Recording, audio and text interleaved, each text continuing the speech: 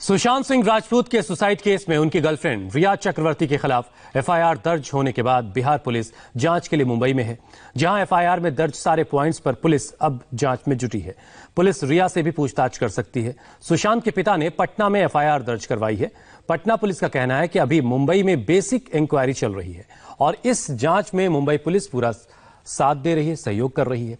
पटना के SP city से खास बातचीत की हमारे संवाददाता नीतीश चंद्र ने। पटना में एफआईआर दर्ज होने के बाद पटना पुलिस मुंबई पहुंच चुकी है पूरे मामले की जांच करने के लिए और हमारे साथ हैं पटना के city SP Vinay Tiwari. Sir, ये बताया जाए कि ये मामला पटना के राजीव नगर थाने में एफआईआर दर्ज हुआ है, आगे क्या कार्रवाई हुई? एफआईआर हो गई है, ये पब्लिक फैक्ट है। एफआईआर दर्ज हो गई फादर की कंप्लेंट पर और इन्वेस्टिगेशन आगे बढ़ रहा है। बहुत बेसिक फैक्ट पर बेसिक इंक्वायरी भी हो रही है। जो मोटे तौर पर जो बातें कही गई हैं एफआईआर में, उसके आधार पर किन किन बिंदुओं की जाँच होगी? एफआईआर में जो भी फैक्ट्स हैं, क्योंकि अभी बहुत बेसिक स्टेज पर इन्वेस्टिगेशन है, जांच होती है, उसके बाद हम लोग आगे बढ़ते हैं। तो फिलहाल बहुत बेसिक इंक्वायरी भी चल रही है। अच्छा, ये कितने लोगों की टीम है और कौन कौन लोग इसमें शामिल हैं?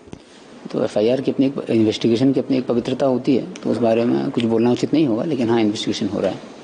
तो ये पटना पुलिस के जो लोग हैं वहाँ पहुँच चुके हैं, क्या उन लोगों ने वहाँ मुंबई पुलिस से संपर्क कर लिया है या अभी करने वाले? इंटरस्टेट कोऑर्डिनेशन तो काफ़ी सीनियर लेवल से होता है। जब भी एक राज्य की टीम दूसरे राज्य में जाती है तो काफ़ी सीनियर लेवल से कोऑर्डिनेशन होता है, तो कोऑर्डिनेशन हो रहा है। मुंबई पुलिस से सहयोग मिल रहा है? मुंबई पुलिस से अवश्य सीनियर लेवल से कोऑर्डिनेशन होता है तो अवश्य सहयोग मिलता है, इसमें कोई दो राय नहीं है और बेसिक इन्वेस्टिगेशन चल रहा है। सुशांत के पिता जो हैं, उन्होंने जो एफआईआर दर्ज कराई है वो अभी यहाँ मौजूद नहीं है। घटना मुंबई में हुई है लेकिन पटना में एफआईआर दर्ज हुई है, तो इसके पीछे क्या वजह है? तो जो भी कंप्लेन उन्होंने दी है उस पर एफआईआर दर्ज हो गई है और फैक्ट्स पर इंक्वायरी हो रही है। जैसे जैसे फैक्ट्स में नए फैक्ट्स आते जाएंगे उसके आधार पर बाद में निर्णय लिया जाता है। तो वही प्रक्रिया है, वही प्रक्रिया हो रही है। तो ये टीम कितने दिनों तक अभी मुंबई में रहेगी? इन्वेस्टिगेशन में टीम कितने दिन तक रहेगी ये भी कहना उचित नहीं होगा, क्योंकि जितने दिन की जरूरत पड़ती है एविडेंस कलेक्शन के लिए और इन्वेस्टिगेशन के लिए तो टीम उतने दिन रहेगी। अच्छा, उसमें जो बातें कही गई हैं एफआईआर में, ये कहा गया है कि किस तरह से जो पैसे का ट्रांजैक्शन हुआ, वो रिया ने कैसे पैसे निकाले, 17 करोड़ रुपए की रकम थी, 15 करोड़ निकाल लिए गए। तो क्या इस पहलू की भी जांच होगी? पुलिस की जो टीम है वो इस पहलू को भी देखेगी? एफआईआर में जो भी फैक्ट उठाए गए हैं, चाहे वो कोई भी फैक्ट हो, सारे फैक्ट पर धीरे धीरे करके इन्वेस्टिगेशन है। चूँकि अभी बहुत बेसिक स्टेज में इन्वेस्टिगेशन, तो बेसिक फैक्ट पर इंक्वायरी होने के बाद ही इन्वेस्टिगेशन आगे बढ़ता है।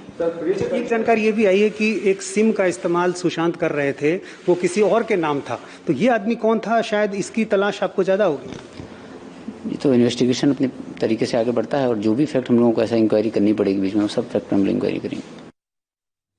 तो पुलिस जब तक किसी नतीजे पर नहीं पहुंच जाती तब तक बहुत सधे हुए लहजे में वो अपनी बात रख रही है।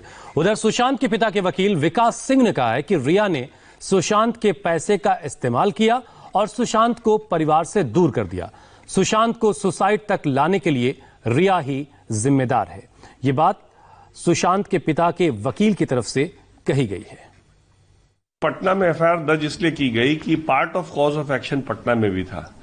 जो सुसाइड, किसी का जो एबेटमेंट ऑफ सुसाइड जो एक ऑफेंस होता है ना, वो एक ऐसा गंभीर ऑफेंस होता है जिसमें कि एक आदमी की मानसिक स्थिति पे काम किया जाता है, उसका मेंटल कंट्रोल किया जाता है। मेंटल कंट्रोल करने के लिए जो पहला जो इन्होंने जो अटेम्प्ट किया, जो क्राइम का पहला इंग्रेडिएंट है कि परिवार को अलग कर दिया। पिता को बात नहीं करने देती थी, पटना से जब फोन करते थे तो बात नहीं करने देती थी। एक दो बार उन्होंने बॉडीगार्ड के थ्रू भी बात करने की कोशिश की, वो भी नहीं बात करते। सो परिवार से पहले अलग किया, फिर उनकी मानसिक स्थिति बनवाई गई, उनको डॉक्टरों के पास ले जाना शुरू किया गया, उन पर दुनिया भर की दवाई स्टार्ट करवाई और उसके बाद फिर वो मामले को आगे लेते जाते गई। वो उनके पैसे को इस्तेमाल किया, वो तो अलग बात है। उसके बाद जो है वो जब उनको लगा लास्ट में कि मेरे काम के नहीं है, जब उसने कहा कि मैं ऑर्गेनिक फार्मिंग करूंगा, कूर्ग में जाके जमीन वगैरह भी देखने लगा, दोस्त से उसने भी बात की, महेश से भी, तो उसको लगा कि अब मेरे काम का नहीं है, तो फिर वो छोड़ के चले गई, फोन ब्लॉक कर दिया। देखिए, जिसके पास उसकी सारी मेडिकल रिकॉर्ड है, जो जानती है उसको क्या दवाई खानी है और जो मालूम है कि उस पर पूरा डिपेंडेंट आज के दिन हो गया है, उसको छोड़ करके वो चली गई ब्लॉक करके। और उसी के बाद दिशा सल्यान उसकी सेक्रेटरीज ने रखवाई थी, उसका सुसाइड हो गया। तो कई चीज से बहुत एंग्जाइटी उसकी बढ़ती चली गई और जो बढ़ती चली गई वो अल्टीमेटली सुसाइड पे उसका अंजाम मिला और उसके लिए क्लियरली रिया चक्रवर्ती जिम्मेदार है।